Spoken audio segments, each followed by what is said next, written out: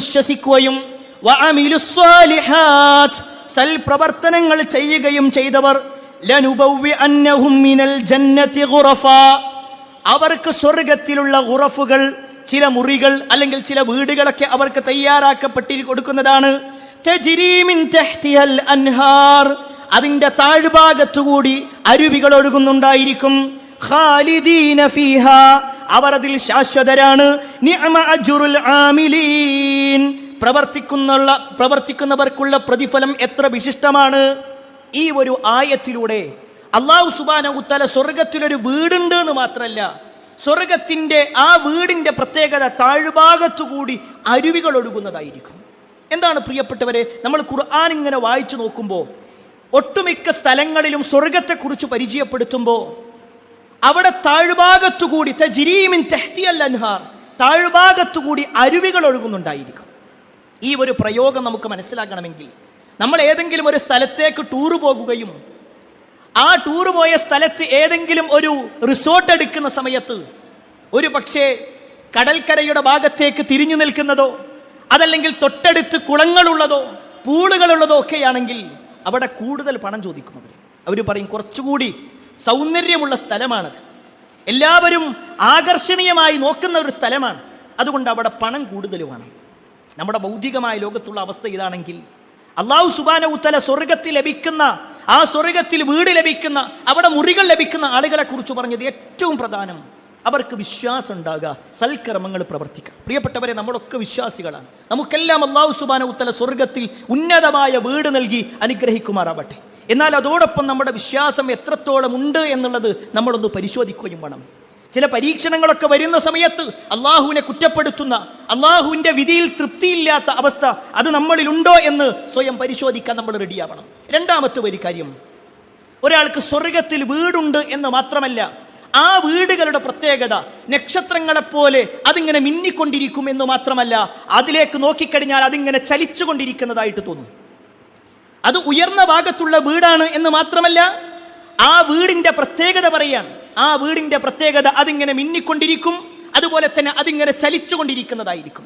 അങ്ങനെയുള്ള സൗഭാഗ്യം ലഭിക്കുന്ന വലിയ വലിയ ഉന്നതമായ സൗധങ്ങൾ ലഭിക്കുന്ന ആളുകളെ കുറിച്ച് നബി സല്ലല്ലാഹു അലൈഹി വസല്ലം പറയാണ്, ഇന്ന അഹ്ലൽ ജന്നതി യതറായഊന അഹ്ലൽ ഗുറഫ് മിൻ ഫൗഖിഹിം കമാ യതറായഊനൽ കൗകബ ദുർരിയൽ ഗാബിർ ഫിൽ ഉഫ്ഖ് മിനൽ മശ്രിഖി ഔൽ മഗ്രിബ്. നബി സല്ലല്ലാഹു അലൈഹി വസല്ലം പറയാണ്, സ്വർഗ്ഗത്തിൽ ചില ഗുറഫുകളുണ്ട്, ചില മുറികളുണ്ട്, ചില റൂമുകളുണ്ട്. അതിലേക്ക് ഇങ്ങനെ ആളുകളെ നോക്കുകയാണെങ്കിൽ അതിങ്ങനെ സഞ്ചരിക്കുന്നതായിട്ട് ഇങ്ങനെ കാണാൻ കഴിയും, അതിങ്ങനെ നീങ്ങിക്കൊണ്ടിരിക്കുന്നതായിട്ട് അവർക്കിങ്ങനെ കാണാൻ കഴിയും. അങ്ങനെയുള്ള ഏറ്റവും ഉന്നതമായ സ്വർഗങ്ങളുണ്ട് അല്ലെങ്കിൽ വീടുകളുണ്ട് എന്ന് റസൂലുള്ളാഹി സ്വല്ലല്ലാഹു അലൈഹി വസല്ലം പറഞ്ഞപ്പോൾ സ്വഹാബത്ത് ചോദിക്കുകയാണ്, യാ റസൂലല്ലാഹ് തിൽക മനാസിലുൽ അംബിയാ, അത് അംബിയാക്കന്മാർക്കുള്ളതാണ്? അത്രയും ഉന്നതമായ ചലിച്ചുകൊണ്ടിരിക്കുന്ന വീടുകൾ അത് അമ്പിയാക്കന്മാർക്കുള്ളതാണോ? അവരാണോ അത് നേടിയെടുക്കുന്ന ഭാഗ്യവാന്മാർ? അതല്ല മറ്റുള്ളവർക്ക് വല്ലതുമുണ്ടോ? ആ സമയത്ത് റസൂലുള്ളാഹി സ്വല്ലല്ലാഹു അലൈഹി വസല്ലം പറയാണ്, ബലാ, ആ ഉണ്ട്. വല്ലദീ നഫ്സി ബിയദി, എൻ്റെ ആത്മാവ് ആരുടെ കയ്യിലാണോ അവൻ തന്നെയാണ് സത്യം. റിജാലുൻ, ചില ആളുകൾക്കാണത്, ആമനൂ ബില്ലാഹ്, അല്ലാഹുവിൽ വിശ്വസിച്ച ആളുകൾ, വസദ്ദഖുൽ മുർസലീൻ, പ്രവാചകന്മാരെ സത്യപ്പെടുത്തിയവർ. അല്ലാഹുവിൽ വിശ്വസിക്കുകയും വേണം, പ്രവാചകന്മാരെ സത്യപ്പെടുത്തുകയും വേണം. ഇത് ആർക്കാണോ ഉള്ളത്, ഈ ഒരു ക്വാളിറ്റി ആർക്കാണോ ഉള്ളത്, അവർക്കുള്ളതാണ് ആ ചലിച്ചുകൊണ്ടിരിക്കുന്ന സ്വർഗീയ സൗധങ്ങളുള്ളത്. അള്ളാഹു നമുക്ക് നൽകുമാറാവട്ടെ. പ്രിയപ്പെട്ടവരെ, പ്രവാചകന്മാരെ സത്യപ്പെടുത്തുക എന്ന് പറയുമ്പോൾ അതിൽ ഒന്നാം സ്ഥാനത്തുള്ളത് നമ്മുടെ നേതാവായ അഷ്റഫുൽ ഖൽഖ് മുഹമ്മദ് മുസ്തഫ സല്ലല്ലാഹു അലൈഹി വസല്ലം തന്നെയാണല്ലോ.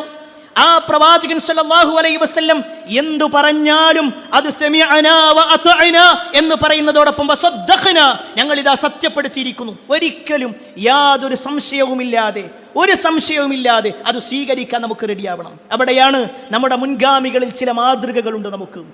നബി സല്ലല്ലാഹു അലൈഹി വസല്ലമ ഇല്ലാത്ത അല്ലെങ്കിൽ പ്രവാചകൻ സല്ലല്ലാഹു അലൈഹി വസല്ലം ചില കാര്യങ്ങൾ പറയുമ്പോൾ അവരവിടെ ഇല്ല, എന്നിട്ട് പോലും അവർ നബി സല്ലല്ലാഹു അലൈഹി വസല്ലമയെ സത്യപ്പെടുത്തിയ, സാക്ഷ്യപ്പെടുത്തിയ ചില രംഗങ്ങളുണ്ട്. ഒരിക്കൽ ഹദീസിൽ കാണുവാൻ സാധിക്കും, പ്രവാചകൻ സല്ലല്ലാഹു അലൈഹി വസല്ലം ഒരു കുതിര ഒരാളോട് പറഞ്ഞു വെച്ചു. നബി സല്ലല്ലാഹു അലൈഹി വസല്ലമക്ക് ഒരു കുതിര വാങ്ങണമെന്നുണ്ട്. അങ്ങനെ നബി സല്ലല്ലാഹു അലൈഹി വസല്ലം സവാ ഇബ്നുൽ ഹാരിസ് എന്ന് പറയുന്ന ഒരു വ്യക്തിയോട് പറഞ്ഞു വെച്ചു, ഞാൻ ആ കുതിര വാങ്ങാമെന്ന് പറഞ്ഞു. അങ്ങനെ രണ്ടുപേരും പറഞ്ഞുറപ്പിച്ചു. നബി സല്ലല്ലാഹു അലൈഹി വസല്ലം പണമെടുക്കാൻ വേണ്ടിയിട്ട് പോയി. തിരിച്ചു വന്നപ്പോഴേക്ക് ഇയാൾ അത് മറ്റൊരാൾക്ക് കൊടുക്കാൻ തീരുമാനിച്ചു. ഒരിക്കലും ചെയ്യാൻ പാടില്ലാത്ത, ഒരാൾക്കും ചെയ്യാൻ പാടില്ലാത്ത ഒരു കാര്യം. പക്ഷേ അയാൾക്ക് കുറച്ചുകൂടി ലാഭം കിട്ടുമെന്നോ മറ്റോ തോന്നിയപ്പോൾ അയാൾ അത് കുറച്ച് കൂടുതൽ വിലക്ക് കൊടുക്കാൻ വേണ്ടിയിട്ട്, അല്ലെങ്കിൽ നബി സല്ലല്ലാഹു അലൈഹി വസല്ലമയോട് പറഞ്ഞുറപ്പിച്ച കാര്യം അയാൾ മാറ്റിക്കൊടുക്കണം. അപ്പോൾ റസൂലുള്ളാഹി സ്വല്ലല്ലാഹു അലൈഹി വസല്ലം അവിടുന്ന് ചോദിക്കുകയാണ്, ഞാൻ നിങ്ങളോട് വാക്ക് പറഞ്ഞതല്ലേ? ഞാൻ നിങ്ങളോട് വാക്ക് പറഞ്ഞതായിരുന്നല്ലോ. ആ സമയത്ത് അയാൾ പറഞ്ഞു, നിങ്ങൾ പറഞ്ഞിട്ടില്ല, ഞാൻ അങ്ങനെ സാക്ഷി നിന്നിട്ടുമില്ല. ഇയാൾ വേഗം വാക്ക് മാറി. ഉടനെ റസൂലുള്ളാഹി സ്വല്ലല്ലാഹു അലൈഹി വസല്ലം അവിടുന്ന് ചോദിക്കുകയാണ്, ആരാണ് എന്നെ സാക്ഷ്യപ്പെടുത്താനുള്ളത്? എന്നെ സത്യപ്പെടുത്താൻ ആരാണുള്ളത്?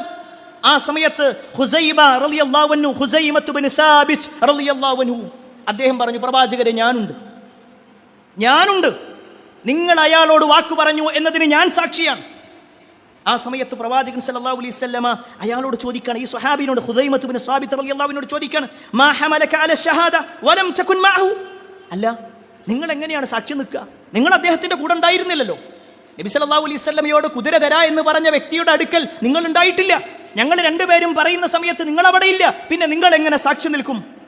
ആ സമയത്ത് ഹുസൈമത്ത് ബിൻ സാബിത്ത് റളിയല്ലാഹു അൻഹു പറയുന്ന ഒരു വാചകമുണ്ട്. പ്രിയപ്പെട്ടവരെ, നമ്മൾ ഓരോരുത്തരും നമ്മുടെ മനസ്സിൽ അടിവരയിടേണ്ട ഒരു വാക്കുണ്ട്. ഹുസൈമ റളിയല്ലാഹു അൻഹു പറയാണ്, സദഖ്ത യാ റസൂലല്ലാഹ്, അല്ലാഹുവിന്റെ റസൂലേ, നിങ്ങൾ പറഞ്ഞത് സത്യമാണ്. അഥവാ നിങ്ങൾ രണ്ടുപേരും കരാറ് പറയുമ്പോൾ ഞാൻ അവിടെ ഉണ്ടായിരുന്നില്ല. പക്ഷേ വലാകിൻ സദ്ദഖ്തുക ബിമാ ഖുൽത വഅറഫ്തു അന്നക ലാ തഖൂലു ഇല്ലാ ഹഖ്ഖ. ഞാൻ ഉറപ്പിച്ച ഒരു കാര്യമുണ്ട്, ഞാൻ സത്യപ്പെടുത്തിയ ഒരു കാര്യമുണ്ട്, നിങ്ങൾ ഒരിക്കലും കളവ് പറയൂല, നിങ്ങൾ സത്യമല്ലാതെ പറയൂല. നിങ്ങളുടെ നാവിൽ നിന്ന് എന്ത് വന്നാലും അത് സത്യമാണെന്ന് വിശ്വസിക്കുന്ന ആളാണ്, അത് സത്യപ്പെടുത്തുന്ന ആളാണ് ഞാൻ. അങ്ങനെയുള്ള നിങ്ങൾ അള്ളാന്റെ അടുക്കൽ നിന്ന് വഹി വരുന്നുണ്ട് എന്ന് പറയുമ്പോൾ ഞങ്ങളത് വിശ്വസിക്കുന്നുണ്ടെങ്കിൽ ഈ ഒരു വ്യക്തിയോട് നിങ്ങൾ ഒരിക്കലും കളവ് പറയൂല എന്ന സാക്ഷ്യം മതി എനിക്ക്. ഇത് റസൂലുള്ളാഹി സ്വല്ലല്ലാഹു അലൈഹി വസല്ലമയോട് ഹുസൈമത്ത് ബിൻ സാബിത്ത് റളിയല്ലാഹു അൻഹു പറഞ്ഞപ്പോൾ നബി സല്ലല്ലാഹു അലൈഹി വസല്ലം പറയാണ്, തീർച്ചയായും നിങ്ങളുടെ സാക്ഷ്യം മതിയായതാണ്. ചരിത്രത്തിൽ കാണുവാൻ സാധിക്കും, ഏതൊരു കാര്യത്തിലും രണ്ട് സാക്ഷി വേണമെന്നുണ്ട്. പക്ഷേ ഈ ഹുസൈമത്ത് ബിൻ സാബിത്ത് റളിയല്ലാഹു അൻഹുവിന്റെ ഈ ഒരൊറ്റ നിലപാട് കൊണ്ട് നബി സല്ലല്ലാഹു അലൈഹി വസല്ലം പറയാണ്, രണ്ടു പേർക്കുള്ള സാക്ഷ്യം ഹുസൈമയുടെ ഒരൊറ്റ സാക്ഷ്യത്തിന് പകരമാകുന്നു. ചരിത്രത്തിൽ അങ്ങനെ ഒറ്റ ആളെ പറഞ്ഞിട്ടുള്ളൂ, അത് ഈ ഹുസൈമത്ത് ബിൻ സാബിത്ത് റളിയല്ലാഹു അൻഹു. അവിടെ ഇല്ലാഞ്ഞിട്ട് കൂടി അദ്ദേഹം പറയാണ്, ഞാൻ സത്യപ്പെടുത്തിയിട്ടുണ്ട്. പ്രിയപ്പെട്ടവരെ, നമ്മളാരും റസൂലുള്ളാഹി സ്വല്ലല്ലാഹു അലൈഹി വസല്ലമയെ നേർക്കുനേരെ കണ്ടിട്ടില്ല.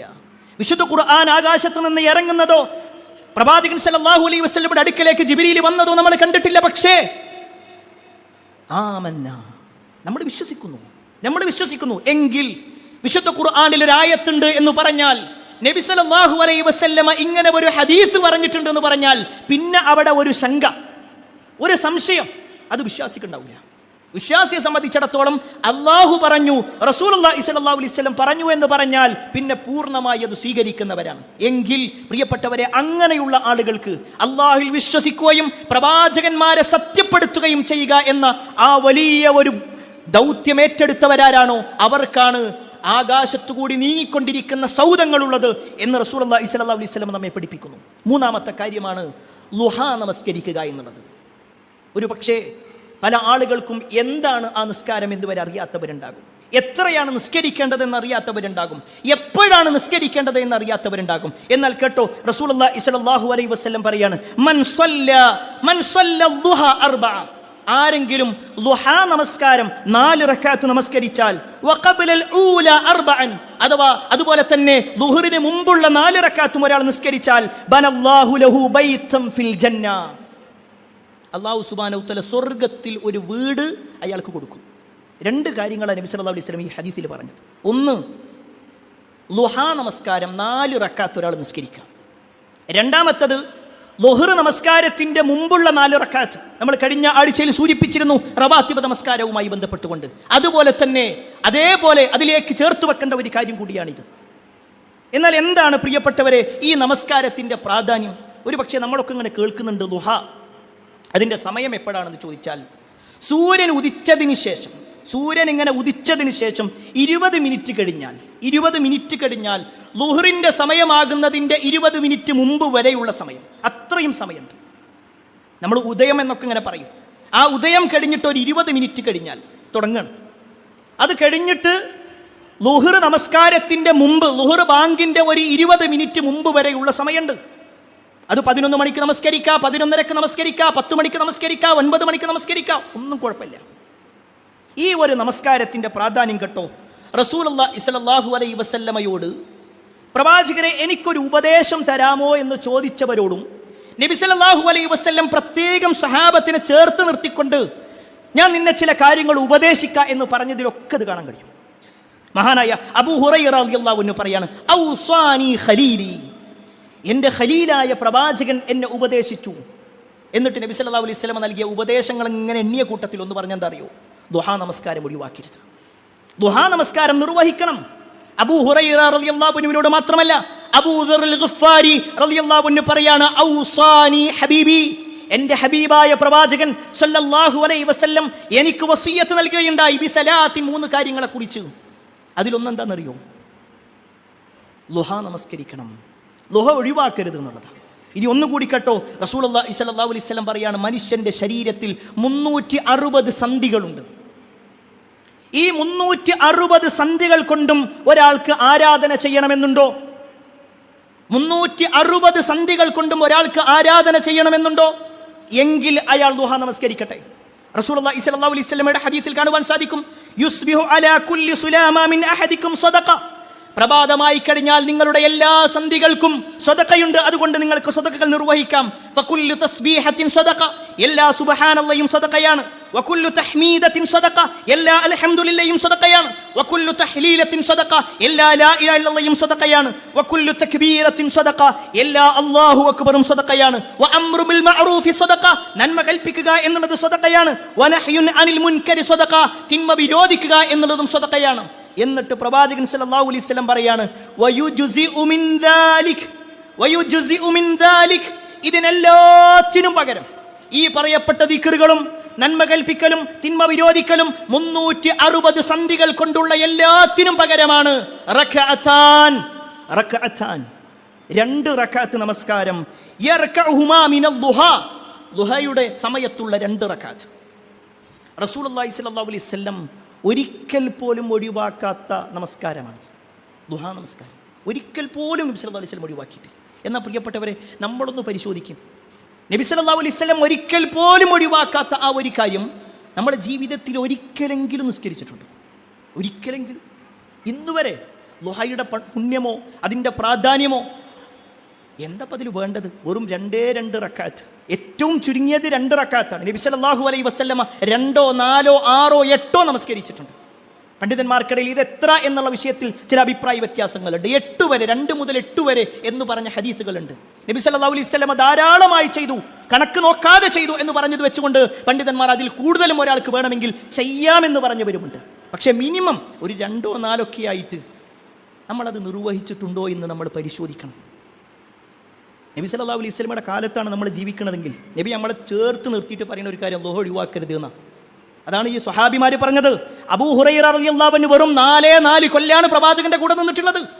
അദ്ദേഹത്തിനെ ചേർത്ത് നിർത്തിയിട്ട് നബി സല്ലല്ലാഹു അലൈഹി വസല്ലം പറഞ്ഞതാണ് ദുഹ ഒഴിവാക്കരുത്, ദുഹ നമസ്കരിക്കണം.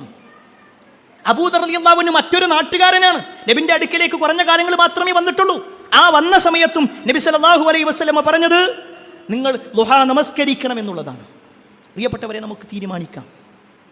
നമ്മളെ സംബന്ധിച്ചിടത്തോളം നമ്മൾ സുബഹി കഴിഞ്ഞാൽ ഒരു പക്ഷെ നേരെ പോയി കിടന്നുറങ്ങുന്ന ആൾക്കാരുണ്ട്. കുറച്ച് സമയം പള്ളിയിലിരുന്നാൽ, എല്ലാ ദിവസവും ഇരിക്കണം എന്നല്ല, കുറച്ച് സമയം പള്ളിയിലിരുന്ന് ആ ഉദയം വരെ ദിക്റുകളും ദുആകളും ഒക്കെയായി മുന്നോട്ട് പോയി ഉദയം കഴിഞ്ഞതിന് ശേഷം ഒരു 20 മിനിറ്റ് കഴിഞ്ഞിട്ട് ഒരു 2 റക്അത്ത് നമസ്കരിച്ചാൽ അതിന് കിട്ടുന്ന വലിയൊരു പ്രതിഫലമാണ്, വലിയൊരു പ്രതിഫലം.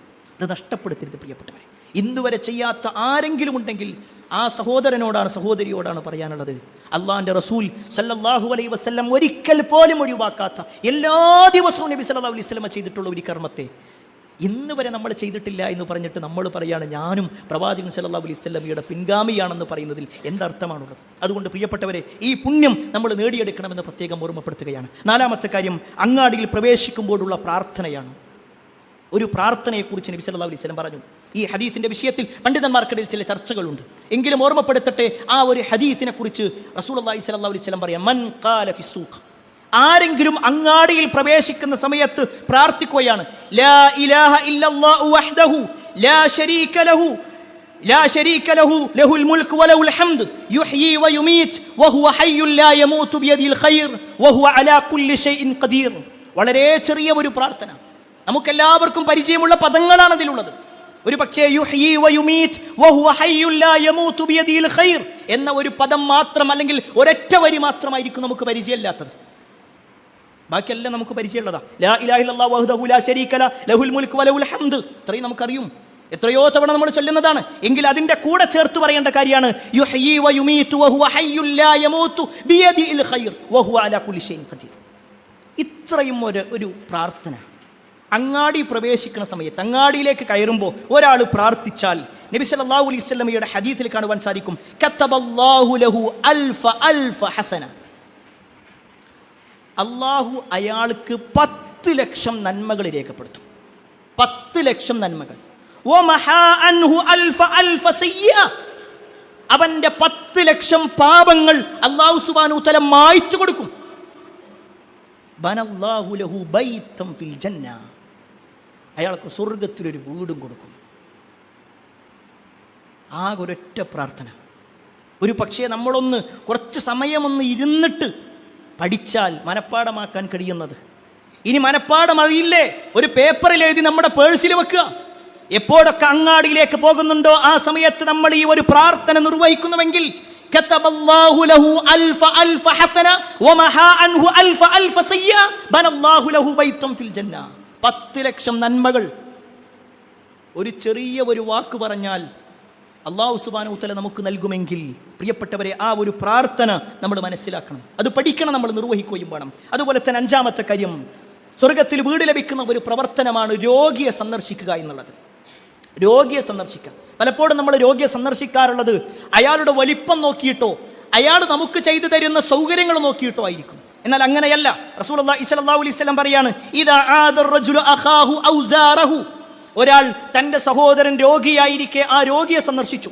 അതല്ലെങ്കിൽ വെറുതെ ഒരു സന്ദർശനം, തൻ്റെ സുഹൃത്താണ്, തൻ്റെ സഹോദരനാണ്, ആദർശ ബന്ധുവാണ് എങ്കിൽ അവനെ ഒന്ന് സന്ദർശിച്ചാൽ ഖാലല്ലാഹു ലഹു, അവനോട് അല്ലാഹു സുബ്ഹാനഹു വ തആല പറയും, തിബ്ത വതാബ മംശാക് വതവവഅത മൻസിലൻ ഫിൽ ജന്ന. നീ നിന്റെ നടത്തം നന്നാക്കി, നീ നല്ലത് ചെയ്തു, നിന്റെ നടത്തം നീ നന്നാക്കി, നിനക്ക് അല്ലാഹുവിൻ്റെ അടുക്കൽ നല്ല ഒരു വീട് തയ്യാറാക്കുകയും ചെയ്യപ്പെട്ടു. എന്താ വേണ്ടത്? രോഗിയെ സന്ദർശിച്ചാൽ മതി. അത് കുടുംബക്കാരൻ തന്നെയാവണമെന്നില്ല, അയൽവാസികൾ തന്നെയാവണമെന്നില്ല, കൂട്ടുകാരൻ തന്നെയാവണമെന്നില്ല. നമുക്ക് പരിചയമുള്ള ഒരാളാണ്, രോഗിയാണെന്നറിഞ്ഞു എങ്കിൽ ആ രോഗിയെ സന്ദർശിക്കാൻ വേണ്ടി പോകുക. ആ പോക്കിൻ്റെ പ്രതിഫലമാണ് ഈ പറഞ്ഞത്. ഇനി അവിടെ നിന്നാലോ, നബി സല്ലല്ലാഹു അലൈഹി വസല്ലമയുടെ ഹദീസിൽ കാണുവാൻ സാധിക്കും, ഒരാൾ രാവിലെ പോയി കഴിഞ്ഞാൽ വൈകുന്നേരം വരെ 70,000 മലക്കുകൾ ആ സന്ദർശിച്ച വ്യക്തിക്ക് വേണ്ടി പ്രാർത്ഥിക്കും. വൈകുന്നേരമാണ് പോകുന്നതെങ്കിൽ രാവിലെ വരെ, അഥവാ എല്ലാ സമയത്തും മലക്കുകളുടെ പ്രാർത്ഥന അയാൾക്ക് ഇങ്ങനെ കിട്ടിക്കൊണ്ടിരിക്കുന്ന. എന്താ വേണ്ടത്? നമ്മുടെ പരിചയത്തിലുള്ള ഒരാൾ, നമുക്കറിയുന്ന ഒരാൾ, അയാൾ രോഗിയാണ്, പനിയാണ്, അല്ലെങ്കിൽ വേറെന്തെങ്കിലും ഒരു അസുഖമാണ് എന്നറിഞ്ഞു എങ്കിൽ അയാളുടെ സമാധാനിപ്പിക്കാൻ വേണ്ടി പോകുക. അയാളുടെ അടുത്ത് പോയിട്ടൊന്ന് പ്രാർത്ഥിക്കുക, അയാളെ സമാധാനിപ്പിക്കുക. നബി സല്ലല്ലാഹു അലൈഹി വസല്ലം പറഞ്ഞു, ലാ ബഅസ്തഹൂറു ഇൻഷാല്ലാഹ്. പ്രയാസപ്പെടുത്തുന്ന വാക്കൊന്നും പറഞ്ഞില്ല, അതൊന്നും കുഴപ്പമില്ല, അല്ലാഹ് അതൊക്കെ മാറ്റിത്തരും. ഈ തരത്തിൽ റസൂലുള്ളാഹി സ്വല്ലല്ലാഹു അലൈഹി വസല്ലം സമാധാനിപ്പിച്ചുകൊണ്ടുള്ള വാക്കുകൾ പറഞ്ഞിട്ടുണ്ടെങ്കിൽ ഒരു രോഗിയെ സന്ദർശിക്കുമ്പോൾ കിട്ടുന്ന കാര്യങ്ങളായി പറയുന്നത്. സ്വർഗത്തിലൊരു വീടും അതുപോലെ തന്നെ ഒരുപാട് മലക്കുകളുടെ പ്രാർത്ഥനയുമൊക്കെ പ്രിയപ്പെട്ടവരെ നമുക്ക് നേടിയെടുക്കാൻ ഇതിലൂടെ കഴിയും. അതുപോലെ തന്നെ നബി സല്ലല്ലാഹു അലൈഹി വസല്ലം ഒരൊറ്റ ഹദീസിൽ 3 കാര്യങ്ങൾക്ക് ജാമ്യം നിന്നിട്ടുണ്ട്. സ്വർഗമുണ്ട് എന്ന് മാത്രമല്ല, സ്വർഗത്തിന്റെ ചുറ്റും അല്ലെങ്കിൽ സ്വർഗത്തിന്റെ താഴ്വരയിൽ വീട് ലഭിക്കുന്നവർ, സ്വർഗത്തിന്റെ മധ്യത്തിൽ വീട് ലഭിക്കുന്നവർ, സ്വർഗത്തിന്റെ ഉന്നതമായ ഭാഗത്ത് വീട് ലഭിക്കുന്നവർ. 3 പ്രവർത്തനങ്ങളാണ് പറഞ്ഞു. അതിൽ ഒന്നാമത്തത് തർക്കം ഉപേക്ഷിക്കുക എന്നുള്ളതാണ്. അനാവശ്യമായ തർക്കങ്ങൾ ഉപേക്ഷിക്കുക. റസൂലുള്ളാഹി സ്വല്ലല്ലാഹു അലൈഹി വസല്ലം പറയാണ്, അന സഈമുൻ ബിബൈത്തിൻ ഫീ റബദിൽ ജന്ന ലിമൻ തറക്കൽ മിറാഅ വ ഇൻ കാന മുഹിഖ. തീർച്ചയായും ഒരാൾക്ക് വേണ്ടിയിട്ട് ഞാൻ ജാമ്യം നിൽക്കാം, അയാൾക്ക് സ്വർഗ്ഗമുണ്ട് എന്ന വിഷയത്തിൽ ഞാൻ ജാമ്യം നിൽക്കും. എന്താ വേണ്ടത്? അയാൾ അനാവശ്യ തർക്കങ്ങൾ ഒഴിവാക്കാം. വ ഇൻ കാന മുഹിഖ, അവൻ പറയുന്നത് സത്യമാണെങ്കിലും ശരി, അനാവശ്യ തർക്കങ്ങൾ ഒഴിവാക്കാം. പലപ്പോഴും ചില ആളുകൾ കൂടിയിരിക്കുന്നത് തന്നെ തർക്കിക്കാൻ വേണ്ടിയിട്ടാണ്. രാഷ്ട്രീയ പാർട്ടിക്കാർ തമ്മിലുള്ള തർക്കങ്ങളായി, അതല്ലെങ്കിൽ ഏതെങ്കിലും ഫാൻസിന്റെ ആളുകളായി, ഏതെങ്കിലും രാജ്യത്തിന്റെ പേരിലായി, എന്തെല്ലാം തർക്കങ്ങൾ. അതിനിടയിലൊക്കെ തന്നെ മതത്തിന്റെ പേരും വലിച്ചുകൊണ്ട് വേറെ ചില ആളുകൾ കടന്നു വരും. അനാവശ്യ തർക്കങ്ങൾ ഒഴിവാക്കണം പ്രിയപ്പെട്ടവർ. ആവശ്യമെങ്കിൽ മാത്രം, അത് അത്യാവശ്യമെങ്കിൽ മാത്രം ചില കാര്യങ്ങൾ നമുക്ക് പറയാം, ചില കാര്യങ്ങൾ സംസാരിക്കാം. അല്ലാഹു സുബ്ഹാനഹു വ തആല ചില കാര്യങ്ങൾ അറിയിച്ചു തന്നിട്ടുണ്ട്. അങ്ങനെ ദീനുമായി ചില ആളുകൾ തെറ്റിദ്ധരിക്കുന്നുണ്ടെങ്കിൽ ആ തെറ്റിദ്ധാരണ തിരിച്ചു കൊടുക്കാം. പറഞ്ഞിട്ട് പിന്നെയും അയാൾ അങ്ങനെ തന്നെയാണോ എങ്കിൽ അയാൾക്ക് അയാളുടെ വഴി. അതല്ലാതെ അയാളുടെ പിന്നാലെ നടന്ന് തർക്കത്തിനോട് തർക്കം വെച്ചുകൊണ്ട് തർക്കിക്കാനായി കൂടിയിരുന്നു കൊണ്ട് അതിനൊന്നും ആവശ്യമില്ല. ഇതൊക്കെ നമ്മളെ സ്വർഗ്ഗം നഷ്ടപ്പെടുത്തുന്ന കാര്യമാണ്. അതുപോലെ തന്നെ റസൂലുള്ളാഹി സ്വല്ലല്ലാഹു അലൈഹി വസല്ലം പറഞ്ഞു, വബിബൈത്തിൻ ഫീ വസത്തിൽ ജന്ന ലിമൻ തറക്കൽ കദിബ വഇൻ കാന മാസിഹ. സ്വർഗ്ഗത്തിന്റെ നടുവിൽ ഒരാൾക്ക് വീടുണ്ട്. കളവ് ഉപേക്ഷിക്കാം, കളവ് പറയൽ ഉപേക്ഷിക്കാം. വഇൻ കാന മാസിഹ, അവനൊരു മസയായി ഒരു തമാശയായിട്ട് പറയുകയാണെങ്കിൽ പോലും, തമാശക്കാണെങ്കിൽ പോലും കളവ് പറയാൻ പറ്റൂല. പക്ഷേ പ്രിയപ്പെട്ടവരെ, എത്ര ആളുകൾക്ക് നമുക്ക് ആ സ്വർഗത്തിൻ്റെ നടുവിൽ ആ ഒരു വീട് ലഭിക്കുമെന്നുള്ളത് നമ്മളൊന്ന് സ്വയം പരിശോധിക്കണം. കാരണം റസൂലുള്ളാഹി സ്വല്ലല്ലാഹു അലൈഹി വസല്ലമയുടെ ഹദീസുകൾ പരിശോധിക്കുമ്പോൾ തീർച്ചയായും ആ ഭാഗ്യവാന്മാരെ കുറിച്ച് പറയുമ്പോൾ സ്വർഗത്തിൻ്റെ നടുവിൽ വീടുണ്ട് എന്ന് പറഞ്ഞ ആളുകൾ അവർ കളവുകൾ ഉപേക്ഷിച്ച ആളുകളാണ്. പക്ഷേ ഖേദകരമെന്ന് പറയട്ടെ, ഇന്ന് കളവ് പറയൽ ഒരു പ്രശ്നമേ അല്ല. അതിനുവേണ്ടി പ്രത്യേകം ദിവസങ്ങൾ തിരഞ്ഞെടുക്കുന്ന ആളുകൾ, അതുപോലെ തന്നെ എല്ലാം ചെയ്തിട്ട് പിന്നെ അതൊരു പ്രാങ്കാണ് എന്ന് പറഞ്ഞാൽ കഴിഞ്ഞു, അതൊരു ട്രോളാണെന്ന് പറഞ്ഞ് പരിഹസിക്കുന്ന ആളുകൾ, പ്രാങ്കാണെന്ന് പറഞ്ഞുകൊണ്ട് കളവ് നടത്തുന്ന ആളുകൾ, എന്തും പറയാം, ആർക്കെന്തും പറയാം, കുറച്ച് കഴിഞ്ഞിട്ട് വേറൊരു ലൈവ് കൊണ്ട് വന്നാൽ മതി. വിശ്വാസി അങ്ങനെയല്ല, വിശ്വാസി അങ്ങനെയല്ല. വിശ്വാസിയുടെ നാവ് അവൻ ശ്രദ്ധിക്കും. എന്ത് കാര്യം വിളിച്ചു പറയാനുള്ളതല്ല വിശ്വാസിന്റെ നാവ്. അതുകൊണ്ട് പ്രിയപ്പെട്ടവരെ, ആ ഒരു കാര്യം കൂടി നമ്മൾ ശ്രദ്ധിക്കണം. അതുപോലെ തന്നെ റസൂലുള്ളാഹി സ്വല്ലല്ലാഹു അലൈഹി വസല്ലമ എടുത്തു പറഞ്ഞ മൂന്നാമത്തെ കാര്യം, വബിബൈത്തിൻ ഫീ അഅലൽ ജന്ന ലിമൻ ഹസ്സന ഖുൽഖഹു. സ്വർഗത്തിന്റെ ഏറ്റവും ഉന്നതമായ ഭാഗത്ത് ഒരാൾക്ക് വീടുണ്ട്. ഏറ്റവും ഉന്നതമായ ഭാഗത്ത് വീട് ലഭിക്കുന്ന ആളുകൾ അവൻ്റെ സ്വഭാവം നന്നാക്കുന്നവരായിരിക്കും, സൽ സ്വഭാവികളായിരിക്കും. സ്വഭാവം നന്നാക്കുക. ഈ സൽ സ്വഭാവത്തിന്റെ വിഷയം നബി സല്ലല്ലാഹു അലൈഹി വസല്ലം ഒന്നുകൂടി പറഞ്ഞു. നാളെ പരലോകത്ത് തുലാസുണ്ട്, മീസാൻ, നന്മയും തിന്മയും തൂക്കുന്നത്. ആ നന്മയുടെ തട്ടിൽ ഏറ്റവും കൂടുതൽ കനം തൂങ്ങുന്നത് സൽ സ്വഭാവമാണ്. റസൂലുള്ളാഹി സ്വല്ലല്ലാഹു അലൈഹി വസല്ലമയുടെ സ്വഭാവത്തെക്കുറിച്ച് ഒരാൾക്ക് പോലും അഭിപ്രായ വ്യത്യാസം ഉണ്ടായിട്ടില്ല. നബി സല്ലല്ലാഹു അലൈഹി വസല്ലമയുടെ ശത്രുക്കൾ ഉണ്ടായിരുന്നു. നബി സല്ലല്ലാഹു അലൈഹി വസല്ലമയെ എന്തു പറഞ്ഞാലും അതിനെ വിമർശിക്കാനായി നിന്നവരുണ്ടായിരുന്നു. പക്ഷേ അവർക്ക് പോലും പ്രവാചകൻ സല്ലല്ലാഹു അലൈഹി വസല്ലമയുടെ സ്വഭാവത്തെക്കുറിച്ചോ നബി സല്ലല്ലാഹു അലൈഹി വസല്ലമയുടെ വ്യക്തി ജീവിതത്തെക്കുറിച്ചോ നബി സല്ലല്ലാഹു അലൈഹി വസല്ലമയുടെ സംസാരത്തെക്കുറിച്ചോ ഒന്നും പറയാനില്ല. കാരണം കാന ഖുലുഖുഹു അൽ ഖുർആൻ. മഹദിയായ ആയിഷ റളിയല്ലാഹു അൻഹ പറയാം. ആരാണ് ആയിഷ റളിയല്ലാഹു അൻഹ? നബി സല്ലല്ലാഹു അലൈഹി വസല്ലമയുടെ ഭാര്യയാണ്. റസൂലുള്ളാഹി സ്വല്ലല്ലാഹു അലൈഹി വസല്ലമയുടെ ഭാര്യയായ ആയിഷ റളിയല്ലാഹു അൻഹ പറയാണ്, നബി സല്ലല്ലാഹു അലൈഹി വസല്ലമയുടെ സ്വഭാവം എന്ന് പറഞ്ഞ ഖുർആനാണ്. അഥവാ ഖുർആനിൽ എന്തെല്ലാം നന്മ പറഞ്ഞിട്ടുണ്ടോ അതെല്ലാം പ്രവാചകൻ സല്ലല്ലാഹു അലൈഹി വസല്ലമയുടെ ജീവിതത്തിലുണ്ട്. ഖുർആനിൽ എന്തെല്ലാം ഹറാമ് പറഞ്ഞിട്ടുണ്ടോ അതൊന്നും പ്രവാചകൻ സല്ലല്ലാഹു അലൈഹി വസല്ലമയുടെ ജീവിതത്തിലില്ല. പ്രിയപ്പെട്ട ഭർത്താക്കന്മാരെ, നമ്മുടെ ഭാര്യ നമ്മളെക്കുറിച്ച് പറയൂ. സഹോദരിമാരോട് ചോദിക്കട്ടെ, നമ്മുടെ ഭർത്താവ് പറയുമോ അവൾ ഏറ്റവും നല്ല ഒരു വ്യക്തിയാണെന്ന്, നല്ല സ്വഭാവത്തിൻ്റെ ഉടമയാണെന്ന്? നമുക്ക് നമ്മുടെ ജീവിതത്തിലുള്ള പോരായ്മകൾ ഒരു പക്ഷേ വ്യക്തി ജീവിതത്തിലും കുടുംബജീവിതത്തിലൊക്കെ ഉണ്ടെങ്കിൽ ഏതാണോ നമുക്കുള്ള പോരായ്മയായിട്ടുള്ള ദുസ്വഭാവത്തിൻ്റെ അടയാളങ്ങളുള്ളത് അതൊക്കെ പ്രിയപ്പെട്ടവരെ നമ്മൾ മാറ്റണം. നമ്മൾ സ്വർഗം ആഗ്രഹിക്കുന്നവരാണല്ലോ, ആ സ്വർഗത്തിൽ വീട് ലഭിക്കണമെന്ന് താല്പര്യപ്പെടുന്നവരാണല്ലോ. എങ്കിൽ പ്രിയപ്പെട്ടവരെ, ഈ പറഞ്ഞ ഓരോ കാര്യങ്ങളും നമ്മുടെ ജീവിതത്തിൽ ശ്രദ്ധിച്ചും സൂക്ഷിച്ചും മുന്നോട്ട് പോകുക. അല്ലാഹു സുബ്ഹാനഹു വ തആല അത്തരത്തിലുള്ള ആളുകളിൽ നമ്മെ ഏവരെയും ഉൾപ്പെടുത്തുമാറാവട്ടെ. അൽഹംദുലില്ലാഹി റബ്ബിൽ ആലമീൻ വസ്സലാത്തു വസ്സലാമു അലാ റസൂലില്ലാ വഅലാ ആലിഹി വഅസ്ഹാബിഹി അജ്മഈൻ. അമ്മാ ബഅദ്. ഏറെ സ്നേഹധേയരായ സഹോദരങ്ങളെ, സത്യവിശ്വാസികളെ,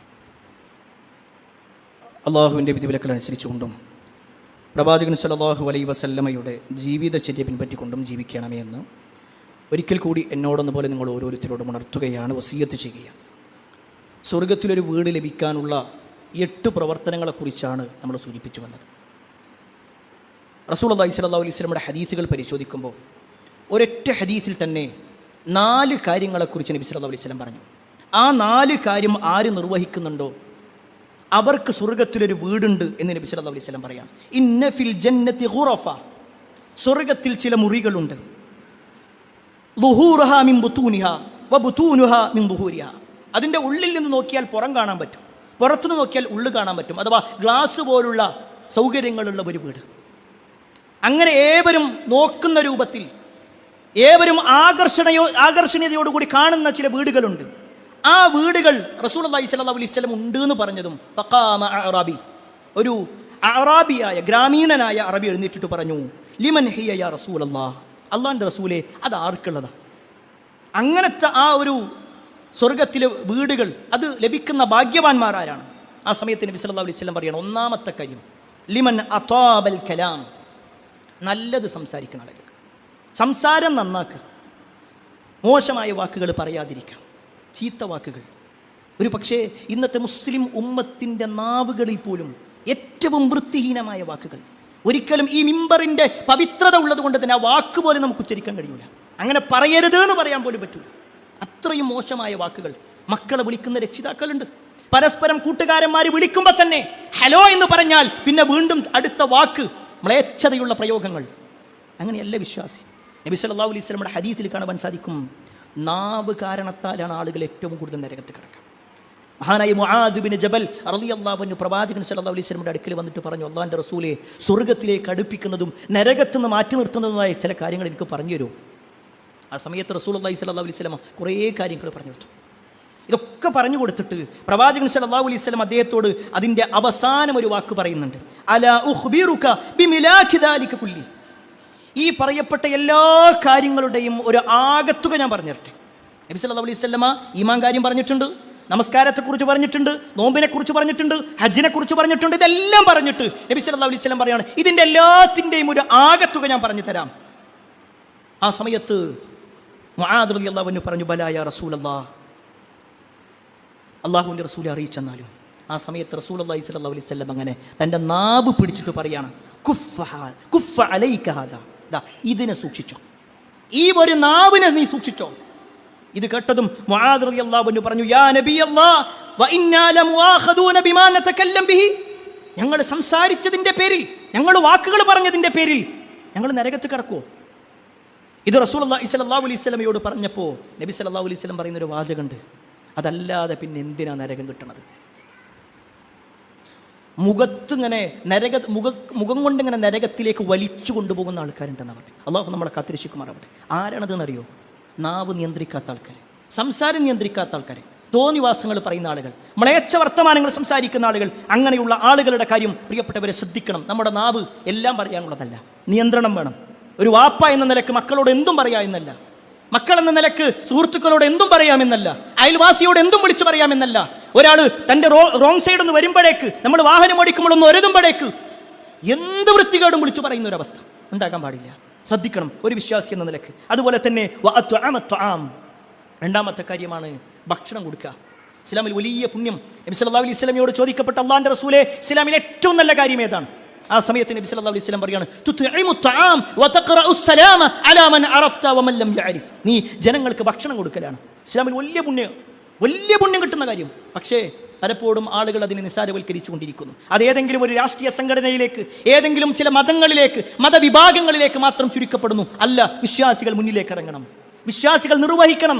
മറ്റുള്ളവർക്ക് ഭക്ഷണം കൊടുക്കൽ വലിയ പുണ്യമുള്ള കാര്യമാണ് എന്ന് നമ്മൾ മനസ്സിലാക്കണം. മൂന്നാമതായിക്കൊണ്ട് നബി സല്ലല്ലാഹു അലൈഹി വസല്ലം ഹദീസിൽ പറഞ്ഞു, വഅദാമസ്സിയാം, നോമ്പെടുക്കുക എന്നുള്ളത് കേവലം റമദാനിൽ മാത്രമല്ല. വിശ്വാസികളെ സംബന്ധിച്ചിടത്തോളം അതല്ലാത്ത ഒരുപാട് സുന്നത്ത് നോമ്പുകളുണ്ട്.